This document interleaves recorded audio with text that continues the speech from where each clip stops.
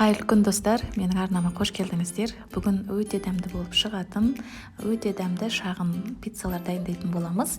Алдымен арнама тіркеліп, қоңыраушаны басуды ұмытпаңыздар. Видеоны соңына дейін көріңіздер.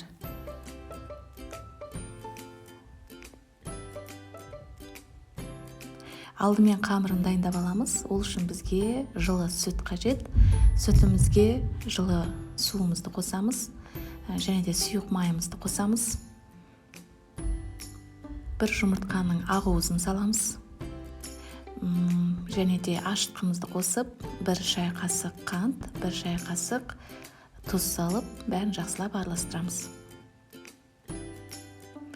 Енді осы қоспаға електен жақсылап өткізілген ұнымызды салып, жұмсақ қамыр илейміз.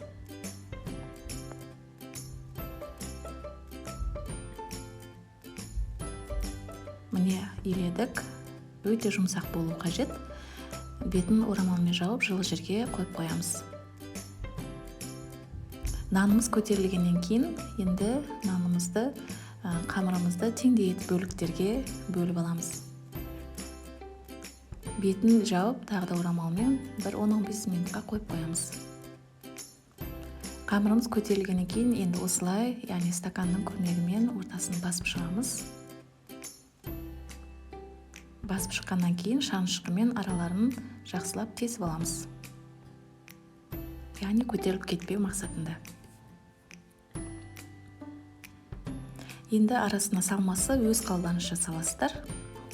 Менде яғни колбаса болды, яғни шұжық, халал, қияр, және болгар бұрышы, және сыр фета, немесе моцарелла сырын салсаңыздар да болады. Және де ең үстіне кез келген өзіміздің чеддер сырын майдалап тұрып, бетіне аямай салып шығамыз.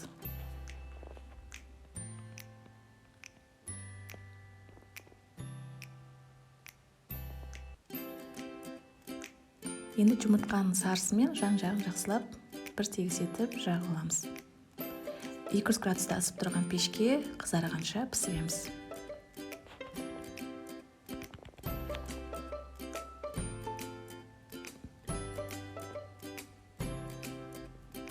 Міне біздің өте дәмді және қамыры жұмсақ болып шыққан шағын пиццаларымыз дайын болды.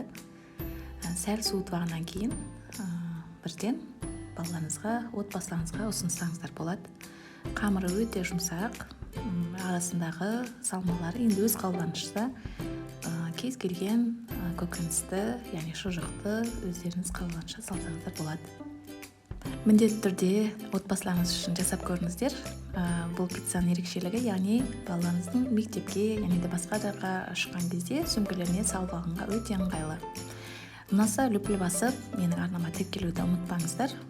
Қолдауларыңызды күтемін. Көп рахмет.